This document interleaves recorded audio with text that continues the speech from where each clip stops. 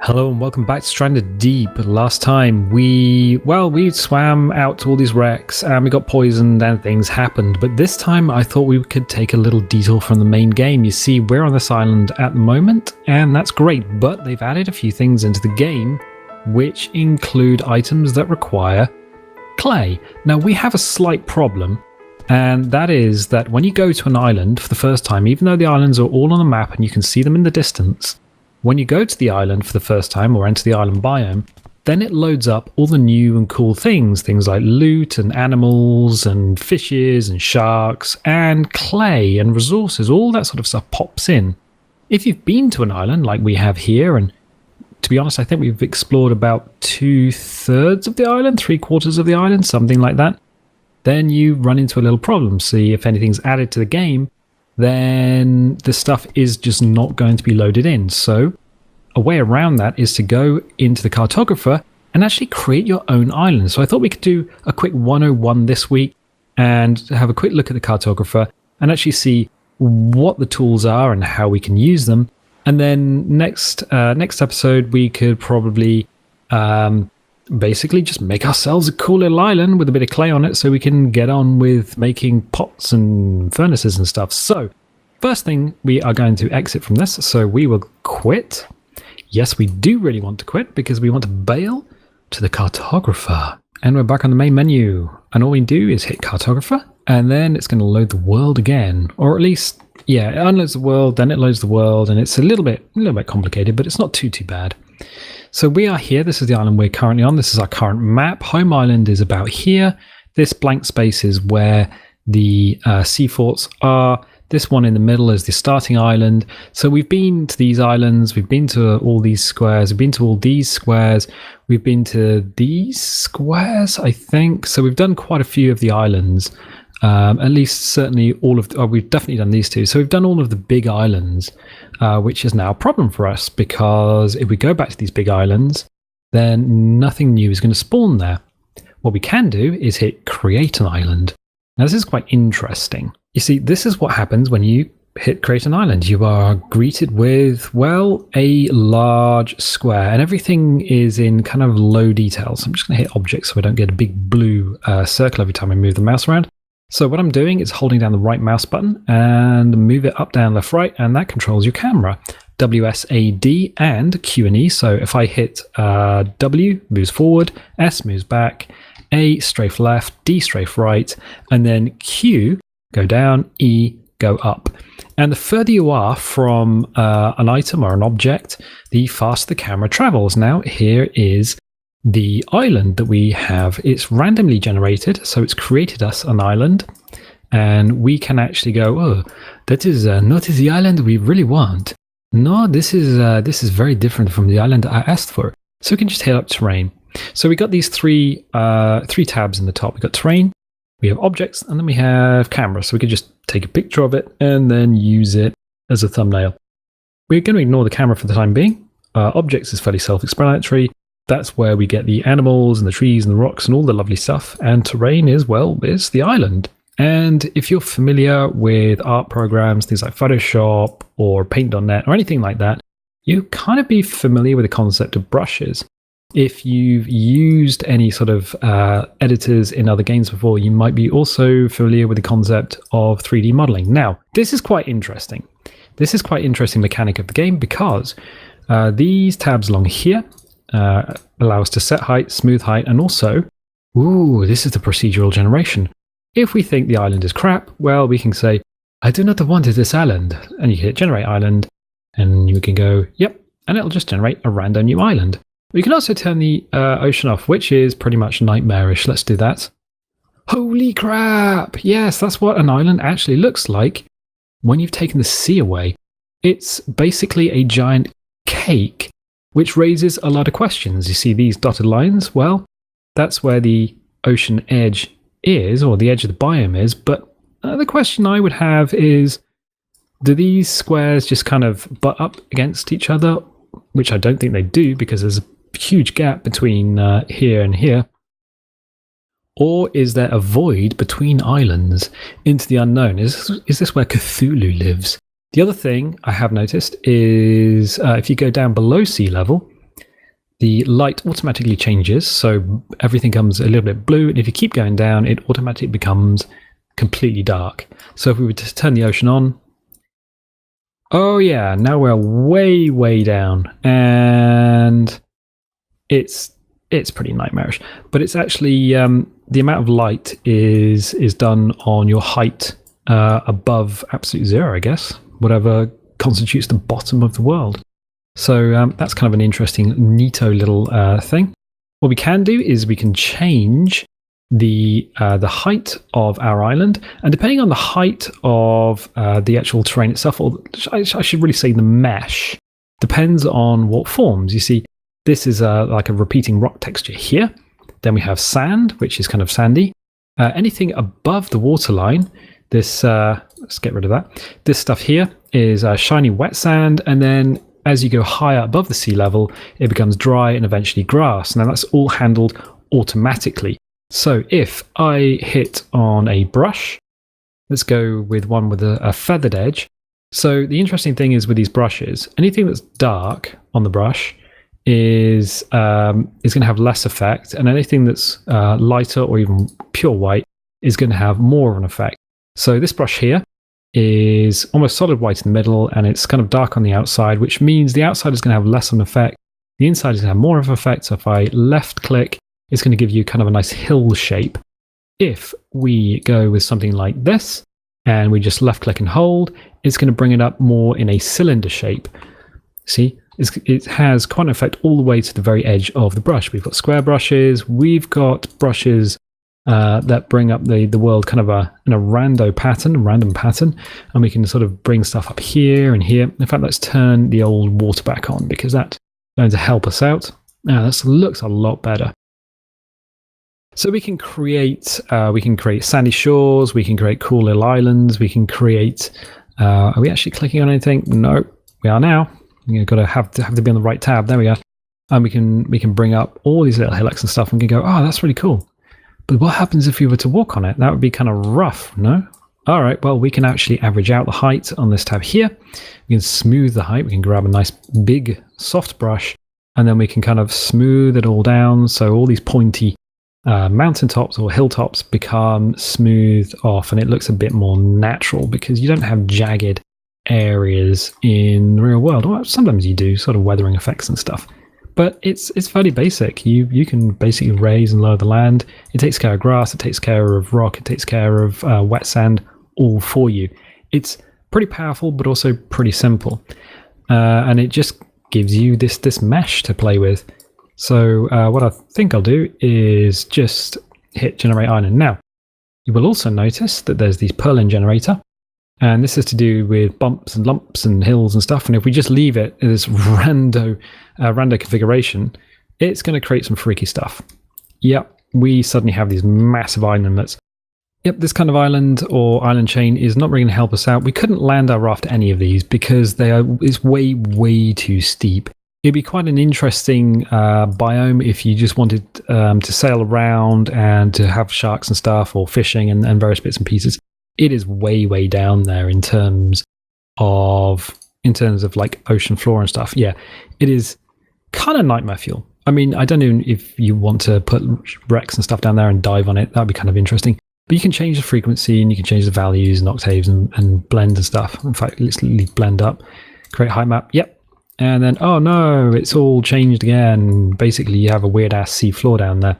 So you probably don't really want to play with the Perlin generator unless you wow. Sit display ocean. Yeah, unless you want to create this kind of weird world. We can hit normalize, which is just going to flatten everything out. But yeah, with this kind of weird ass bump mapping, then well, it's just going to create more places for your nightmares to go and swim. So we'll just hit Generate Island again. It'll just rando generate us an island. Kind of cool. Brilliant. Little tiny island. Nice. Lots of sandy beaches. Cool. Now, the other thing, we've got objects and stuff. So once we've finished playing around, in fact, what I would probably just smash the Generate Island button a few times and then maybe just clean it up a bit. We have items and various bits and pieces. And this is very simple. So we've got the engine, the fuel tank, rope coils, stick. We can kind of cheat here if we wanted to. We could go and pop a load of water bottles down. So if we go down to the beach, and the camera slows down the closer we get to the actual mesh itself. But what you do is you select the item, and then you over the bottom right, you basically just drag and drop. And the first time you do this, it'll just clip to the ground itself, and you can let go. And then you get these tags, which is the XYZ markers, and you can just grab them and sort of smash it into the terrain, or you can have it a little bit above the terrain. In fact, if you go up to the top, you can hit this second toggle here, and you can rotate the item as well. So you can have everything rotated around. You can have it laying on the beach. I probably grabbed the wrong toggle there. You can rotate it sideways. You can rotate it so it's sort of facing at sea. There we go. And kind of cool. Less useful for objects that will just end up rolling around on the beach because it's subject to physics, but more useful for things like rocks and trees and various bits and pieces. But yeah, if you wanted to straight cheat, you could just summon in vitamins and barrels and tarps and all manner of stuff in the items section. Trees and rocks are basically straightforward, self-explanatory. You want to grab some. Oh, you can actually use the mouse wheel to zoom in and out as well. That's a kind of cool thing. Something I use a lot in my daily job using Photoshop. Yeah, that's YouTube does not pay the bills. Photoshop does. So we can just drag and drop, and we can get some trees on the go, and we can give it a little rotate, just so it doesn't orient in the same way as all the other plants on the island. We can grab some big ass palm trees, and we can go and make sure these things aren't sticking out of the ground too far. So we can grab it and then just move it down, so it's not like floating. Because sometimes if the terrain's a bit rough, then you might see the bottom of the tree floating. So you can just pop it into the terrain. It's not going to affect it, because when you chop these things down, you leave a little trunky trunk, and that's kind of cool. Whoops, there is a problem. So we're going to go up. Yeah, so there is a problem when you are kind of close to an object or too far away from an object. The acceleration on the camera goes mental, absolutely mental. So while the island creator is quite a powerful thing, you will end up throwing your camera off into the abyss every now and again. We can put logs down if we wanted to. I don't know why you would want to. Young palms are kind of a nice thing to have around, so those things will regen. So we can drop them around, and we can have areas where you can actually get things like materials for more fibrous leaves for rope and various bits and pieces. So it's all here. Pines, bushes, just stuff that's kind of cool. Big ficus trees. Now the other thing, let's go and grab a rock. Let's go and grab a rock first. I'll go and grab a rock. A big rock? No, a cliff. No, here we go. Let's pop a cliff down. Bam, in the middle of the island. Now, one of the things you want to do if you are generating terrain is to break up the terrain with items.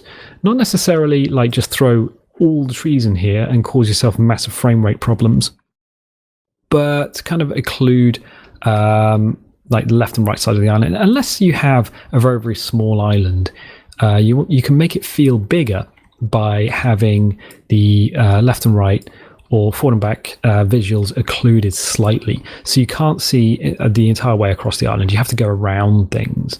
So you can throw in a bunch of different cliffs, and you can be like, yeah, this is great. I just sink this down a bit, maybe move it over. So these rocks are kind of touching each other, and then I can like climb up and have maybe a house on top and various bits and pieces. But it does mean that if we are sort of sitting on the beach, we can go, oh, well, that's interesting, and there's some trees over there, and it looks different just to having a completely bare-ass island. So what I was saying about how things clip to the ground, let's grab ourselves a ficus tree, big ficus tree. Oh, look at this. And it sort of sticks to the ground, but it will also stick to any surface that you kind of, drag it onto, even if that surface is horizontal. There we go. So let's pop him down. Oh, that's weird. Yes, well, of course it is. That's not really something you would want, or is it? Yeah, you can actually create some interesting things.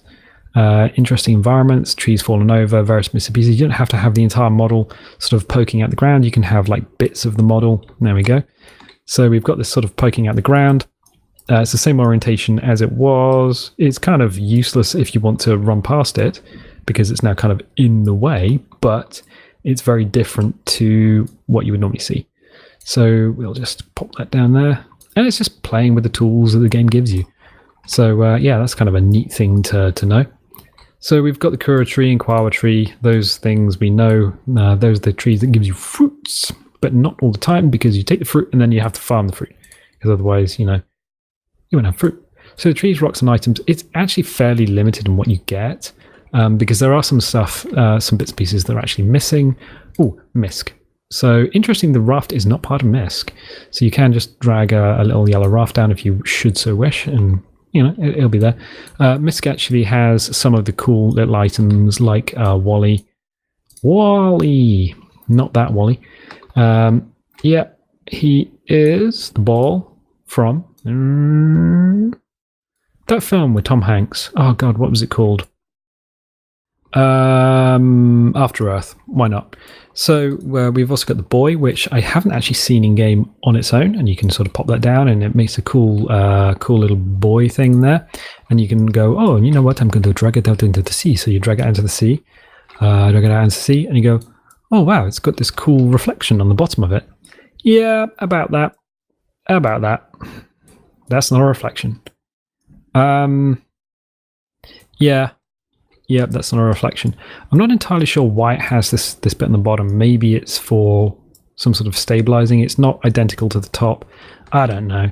These things creep me out. There are buoys where I live, and I have been in a small inflatable boat. You swim up to them, or you paddle up to them, and they're a lot bigger than they appear, and they are creepy as anything. Usually because fish and stuff swim around them. Also, if you want to get rid of something, you can just press delete on the keyboard once you've got it selected, or this button in the bottom right. Yeah, we want to delete the object. We don't want a boy floating in space. That's stupid. So yeah, packages and various bits and pieces. Structures. What are in the structures? Well, here's your shipwrecks. If you wanted a shipwreck, you can have a shipwreck. Did you order a shipwreck? I think we ordered a shipwreck. Shipwreck 6A. And it does exactly the same thing as the tree did. So when we first put it down, it'll clip to any terrain that we put it against. So we can actually sort of have dragged it into the sea. Let's delete that. Yes. What happens when we take a shipwreck 6A and we drag it from there? Oh my God. Yep. So it just clips onto, let's just awkwardly jam it there. Now, the interesting thing about the shipwrecks, as with everything else, when you first come into a biome, it should, in theory, populate this with loot. So you don't have to worry about putting loot and stuff in there. You do have to worry about, well, you don't really have to worry about anything, to be honest. Put these in the sea, put these on the land, do anything you want with them. It's your island. It's your world, your rules. You can have it sunk down a little bit more into the sea. You can jam it more into the sand if you want. Make it awkward to get into. If you do kind of slam this thing into the ground, just be aware that if the world mesh clips through it, it'll make it hard to access. So, that's the thing. You can just have it so a bit of the boat is poking out. Yep, no, that's creepy as anything. So they had a real hard time. And now, yeah, you'd never be able to get in there. I think loot would still spawn on it, but you'd never be able to access it. And that is just creepy as anything. So the last thing you can do is actually add animals. Oh my God, animals. And you'll notice that not all the animals are here. That is because not all the animals need to be here. I know it's kind of cryptic and stuff, but basically, when you come into the biome, the engine is actually going to generate things like sharks. It's going to generate things like fish. It's going to generate the birds and the crabs and the pigs and all that sort of stuff is going to be generated when you first come into the biome. However, if you want to make life difficult for yourself, you can drab? What the hell is drab? Hello, we got a drab shark here. You can drag a shark into your world and then have fun smashing that in the face with sticks. There are two types. There is the standard shark family item, and there is the patrol item. The patrol item is the one that will go in the sea. And basically, as soon as you have entered the biome, then this thing will start swimming around in a patrol path, and it will behave like a normal fish, and it will come and hunt you down and mess your day up. Fun time. That's the patrol version. That is the version that you would normally have in the game. So when you see a tiger shark in the save game file, in the JSON file, it will always be listed as patrol tiger shark. Okay, so this is patrol great white, and if we were to pop it into a standard biome, well, expect your day to be messed up. So let's get rid of him. Goodbye. These standard tiger sharks and fish and various bits and pieces, I believe that if you pop this down, it's not going to do anything. And you could use them to kind of farm sharks, I guess. It's kind of a cheeky way of doing it. You could pop them into an area and just be like, oh, you know what? I'm going to farm these sharks for their faces, and then you could straight farm sharks for their faces. So yeah, just don't let Greenpeace know, because that's kind of cruel. So we'll just summon some stuff in. Since we're here and doing this anyway, we'll get the reef shark. There we go. And we will get the marlin. So these are all predators. You may have noticed. You should have noticed. Probably noticed. And the let's get stingray out as well. Although I don't think the stingray is technically a predator. So these are all part of the shark family, except for the marlin, which is part of the butthole family. And I will tell you for why. So let's go like this and get rid of everything. So we have ourselves a stingray. Stingray. Yeah, cool. And it's a shark. I think it's part of the shark family. Whoop. I'm going to view it from below. Ooh, below. Let's get ourselves out of the water. Yeah, we see these kind of around. You can shoot them for meats. They kind of look like a stealth bomber. Kind of cool. The marlin is next. Well, it's a fish. I think it's related to sailfish. I'm not entirely sure. Big beak on the front. Swims very fast. Messy day up. Usually you find them in deep water biomes. And doesn't take too much to kill them, but they will, mess you up. Fun time. Black tip reef shark. In the real world, probably nibble your ankles if you're doing some knee-deep fishing. Not a problem. Don't really bother people. You can go and get some meat and some leather from these things. I have heard anecdotal evidence that if you attack these things in-game, they might have a mechanism where a couple of tigers turn up. Not entirely sure. Haven't tried it before. But when I've seen these things in previous recordings and stuff, there have been tigers in the area, so typically you wouldn't want to mess these guys up anyway. And they're kind of cute. I mean, they're all right. Great white. This has been remodeled. It's got a nice big eye. It's got some huge teeth with which to say hello and then eat your face off. The big old. I don't think that's a nose. I think that's a sensor. Yeah. Well, it's a great white with a Bluetooth sensor in the front. Cool. It's big. And if you see one of these in the water and you are in the water and you see this thing swimming towards you, just, that's it. Game over. GG. GG, lads. GG. Interestingly, and this is the tiger we all know and love, ? Probably do with a little remodel? Maybe? I don't know. Is that dent there? Is that what the eye is? Oh, that is creepy. That is well creepy. Interestingly, the great white should be bigger than the tiger, and I believe it's not quite. Now the camera's all messed up.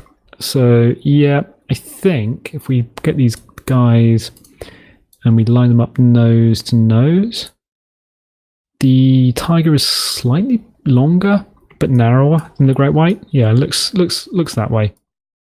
I think in real life the great white would be a lot bigger than the tiger. I think great whites can go up to 2, 3, anecdotally 4 tons.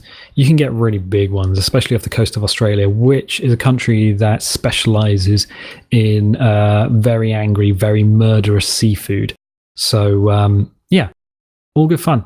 These guys you would probably not want to drop on land. You would want to put them out into the sea, and you would want to put them out with sort of a healthy border between the actual land and the sea itself, because they will try and reach sea level. So if we were to save this map now and sail over, these guys would actually swim down through the island mesh to the sea that's beneath it. And I'm just going to have a little look see here.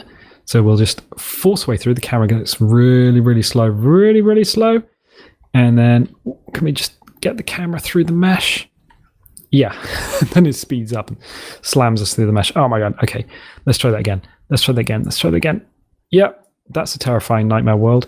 So we just found our tree in the bottom of the rocks. But if you've ever wondered why sharks and stuff swim through the world, it's because the sea naturally, which is something that happens in pretty much all video games, continues underneath the island mesh. It doesn't just get occluded by the island mesh. It continues underneath it. So we're probably going to disappear upwards like a shuttle in a second. Yeah, there we go. So that's a quick look at the island creator. We can save it. We can give it a new name and all that sort of stuff. We can even clone objects. If we were like, oh no, I do not know where my great white is. Has anyone seen my great white? Well, we can hit the I button. Bam! It's going to put us back there. We can clone the great white. Yeah, so we can get 2 of these nightmare creatures if we so wished. Probably better if you were like cloning bits of rocks and various bits and pieces.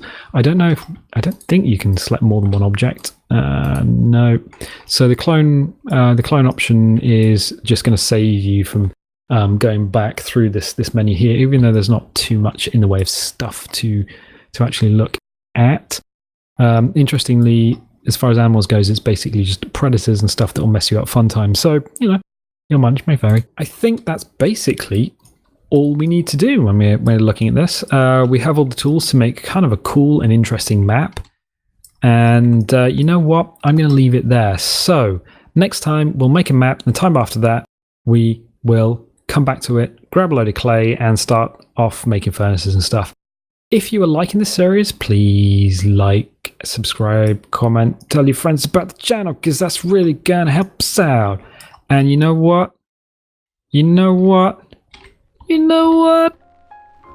That's terrifying. I'll catch you next time. Bye!